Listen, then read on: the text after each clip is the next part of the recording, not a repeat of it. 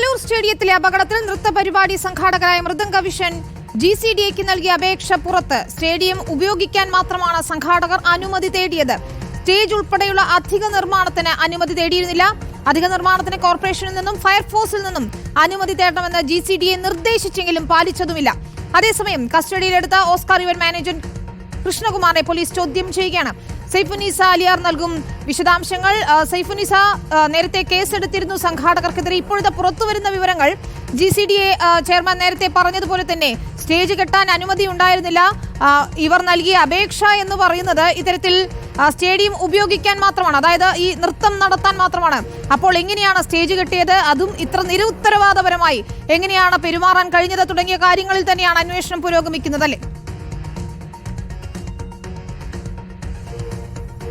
വിനീത, നേരത്തെ പറഞ്ഞതിൽ നിന്ന് വ്യത്യസ്തമായി കൂടുതൽ വ്യക്തത വന്നിരിക്കുകയാണ്. അതായത് ഈ രണ്ട് സ്റ്റേജുകളാണ് ഇവിടെ ഉണ്ടായിരുന്നത്. താഴത്തെ സ്റ്റേജിനും മുകളിലത്തെ സ്റ്റേജിനും അനുമതി ഇല്ലായിരുന്നു എന്നുള്ളതാണ് ഇപ്പോൾ നമുക്ക് ലഭിക്കുന്ന വിവരം. സ്റ്റേജ് ഉൾപ്പെടെയുള്ള അധിക നിർമ്മാണത്തിന് GCDA അനുമതി നൽകിയിരുന്നില്ല എന്നാണ് മൃദംഗ വിഷന്റെ അപേക്ഷയിൽ നൽകിയിരിക്കുന്ന മറുപടിയിൽ നിന്ന് വ്യക്തമാകുന്നത്.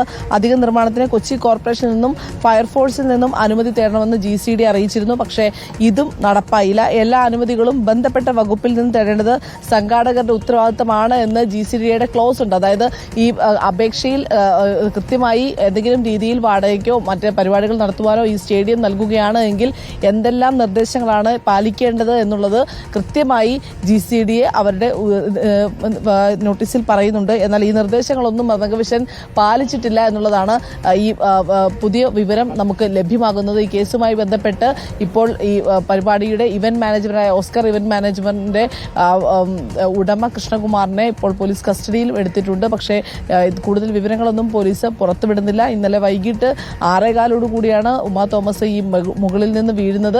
ഈ സ്റ്റേജ് നിർമ്മിച്ചത്, അതായത് നമുക്ക് ഈ സ്റ്റേജിന്റെ നിർമ്മാണം തന്നെ നമ്മൾ രാവിലെ വിശദീകരിച്ചതാണ്.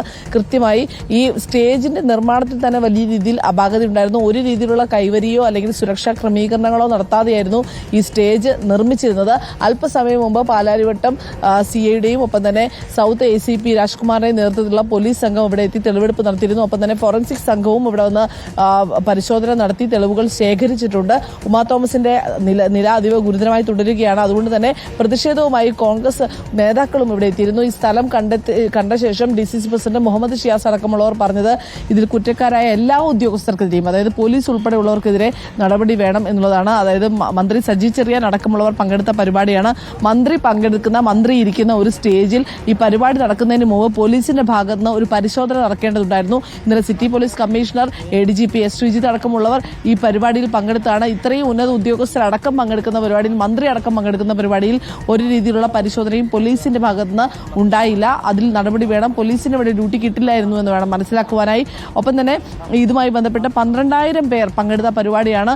നർത്തകർ തന്നെ, ഇവരുടെ ബന്ധുക്കളും രക്ഷിതാക്കളും അടക്കമുള്ളവർ ഇവിടെ ഉണ്ടായിരുന്നു. ഏകദേശം 40,000-ന് മുകളിൽ ആളുകൾ ഈ സ്റ്റേഡിയത്തിൽ ഉണ്ടായിരുന്നു. അവർക്ക് വേണ്ട സുരക്ഷാ ക്രമീകരണങ്ങളൊന്നും തന്നെ ഇവിടെ പാലിക്കപ്പെട്ടില്ല. ഇന്നലെ ഉമാ തോമസിനെ ഇവിടെ വീണപ്പോൾ തന്നെ ഈ സ്റ്റേഡിയത്തിന്റെ അകത്ത് ഒരു ആംബുലൻസ് ഉണ്ടായിരുന്നു. പക്ഷെ അത് എടുക്കാൻ കഴിയാത്ത സ്ഥിതിയിലായിരുന്നു. കാരണം ചുറ്റും നർത്തകർ ഉള്ളതുകൊണ്ട് തന്നെ ആംബുലൻസിന് മൂവ് ചെയ്യാൻ പറ്റാത്ത സാഹചര്യമായിരുന്നു.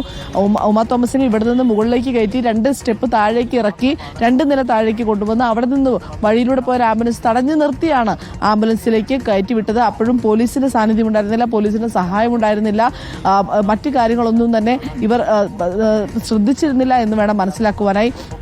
ഈ കേസ് ഇതുമായി ബന്ധപ്പെട്ട് ഇതിന്റെ നിർമ്മാണത്തിൽ PWDയുടെ ഭാഗത്ത് എടുക്കേണ്ട അനുമതി എടുത്തിട്ടില്ല, കൊച്ചി കോർപ്പറേഷന്റെ ഭാഗത്ത് എടുക്കേണ്ട അനുമതി എടുത്തിട്ടില്ല, GCDAയുടെ ഭാഗത്ത് എടുക്കേണ്ട അനുമതി എടുത്തിട്ടില്ല, ഒരു രീതിയിലുള്ള അനുമതി എടുത്തിരുന്നില്ല. GCDAയിൽ നിന്നുള്ള എഞ്ചിനീയറിംഗ് വിഭാഗം ഇവിടെ നിന്ന് പരിശോധന നടത്തിയപ്പോൾ ഈ രണ്ടാമത്തെ സ്റ്റേജിന്റെ നിർമ്മാണം അപാകതയുണ്ട്, ഇത് നിർദ്ദേശങ്ങൾ പാലിച്ചല്ലെന്ന് പറഞ്ഞപ്പോൾ ഇതൊരു വിളക്ക് കൊളുത്തുന്ന ചടങ്ങ് മാത്രമാണ് ഇവിടെ ഉള്ളൂ എന്നാണ് പറഞ്ഞത്. പക്ഷേ ഈ 2.5 മീറ്റർ മാത്രം വീതിയുള്ള ഈ സ്റ്റേജിൽ 2 നിരയായി കസേരയിടുകയും അതിന് മുൻപിലൂടെ നടന്നു പോകുമ്പോഴാണ് ഉമാ തോമസ് MLA ആ കൈവരിയിൽ കാല് വഴുതി താഴേക്ക്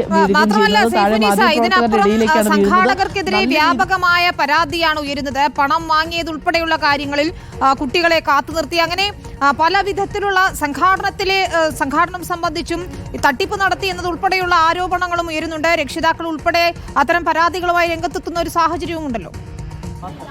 ഒരു തരത്തിലുള്ള അനുമതിയും ഈ തീർച്ചയായും വിനീത, ഈ 5000 രൂപ വരെ പല നർത്തകരായ കുട്ടികളിൽ നിന്നും ഈ മൃദംഗ വിഷൻ വാങ്ങിയിട്ടുണ്ട് എന്നാണ് ഇപ്പോൾ അറിയാൻ കഴിയുന്നത്. 3500 രൂപ തന്നെ രജിസ്ട്രേഷൻ ഫീസ് ഇനത്തിൽ നൽകിയിട്ടുണ്ട്. അതായത് ഈ പരിപാടിയുടെ ഒരു പ്രത്യേകത എന്ന് പറയുന്നത് ഗിന്നസ് വേൾഡ് റെക്കോർഡിന് വേണ്ടിയുള്ള പരിപാടിയാണ്. അതിലേക്ക് ആണ് ഈ നർത്തകരെ ക്ഷണിച്ചിരിക്കുന്നത്. ഈ 12000 പേർ പങ്കെടുക്കുമ്പോൾ അവർക്കുള്ള വസ്ത്രം സ്പോൺസർ ചെയ്തിരിക്കുന്ന ഒരു കല്യാൺ സിൽക്സ് സ്പോൺസർ ചെയ്തതാണ്. പക്ഷേ ചിലർ അതിനു പോലും ഈ മൃദംഗ വിഷൻ പൈസ ഈടാക്കി 1600 രൂപ ചില നർത്തകരിൽ നിന്നെങ്കിലും ഈടാക്കിയിട്ടുണ്ട്, ചിലരിൽ നിന്ന് ഈടാക്കിയിട്ടുമില്ല. പക്ഷെ അതുകൂടാതെ തന്നെ ഇവർ സ്വന്തമായി വാഹനം വിളിച്ചാണ് ഇവിടെ എത്തിയത്. തിരുവനന്തപുരം നിന്നും കണ്ണൂരിൽ നിന്നും ഒക്കെ വന്നവർ ഇവിടെയുണ്ട്. അവർ സ്വന്തമായി വാഹനം വിളിച്ചാണ് വന്നത്. അവർക്ക് വേണ്ട ക്രമീകരണങ്ങളൊന്നും ചെയ്തില്ല. ഇവർക്ക് വേണ്ട മേക്കപ്പ്, മറ്റു കോസ്റ്റ്യൂംസ്, ഈ തയ്ക്കുന്നത് അടക്കമുള്ള പണമെല്ലാം ഇവർ കയ്യിൽ നിന്ന് എടുക്കുകയാണ് ചെയ്തത്. അതുകൂടാതെ ഈ കുട്ടികളുടെ കൂടെ വരുന്ന രക്ഷിതാവിനെ പോലും 150 രൂപ ഏറ്റവും കുറഞ്ഞ ഇതായിരുന്നു, ടിക്കറ്റ് നിരക്കായിരുന്നു 150 രൂപ. ആ പണം കൊടുത്താണ് അകത്ത് കയറ്റിയത്. അതും മുൻനിരയിൽ ഇരിക്കണമെങ്കിൽ 200 മുകളിലായിരുന്നു ഇതിനുള്ള ടിക്കറ്റ് നിരക്ക്. അങ്ങനെ വലിയ രീതിയിൽ പണം ഈടാക്കി നടത്തിയ ഒരു പരിപാടിയാണ്. പക്ഷെ അതിൽ സംഘാടനത്തിൽ വലിയ പിഴവുണ്ടായിരുന്നു. ഒപ്പം തന്നെ വലിയ അഴിമതിയും നടന്നിട്ടുണ്ടെന്ന് വേണം മനസ്സിലാക്കാൻ. വലിയ അഴിമതി നടന്നിട്ടുണ്ട്, സംഘാടനത്തിൽ പോരായ്മകളുണ്ട്, പരാതികൾ ഉയർന്നിട്ടുണ്ട്, തട്ടിപ്പിനുള്ള ശ്രമങ്ങൾ നടന്നിട്ടുണ്ട്. സ്റ്റേജ് നിർമ്മിക്കുന്നതിന് അനുമതി ഉണ്ടായിരുന്നില്ല, എന്നിട്ടും ഒരു സ്റ്റേജ് അങ്ങ് കെട്ടിപ്പൊക്കിയ പരിപാടി നടത്തുകയായിരുന്നു എന്നാണ് ഇപ്പോൾ വ്യക്തമാകുന്നത്. ഏതായാലും ഇവന്റ് മാനേജറെ ഇപ്പോൾ പോലീസ് കസ്റ്റഡിയിലെടുത്തിട്ട് ചോദ്യം ചെയ്യുകയാണ്.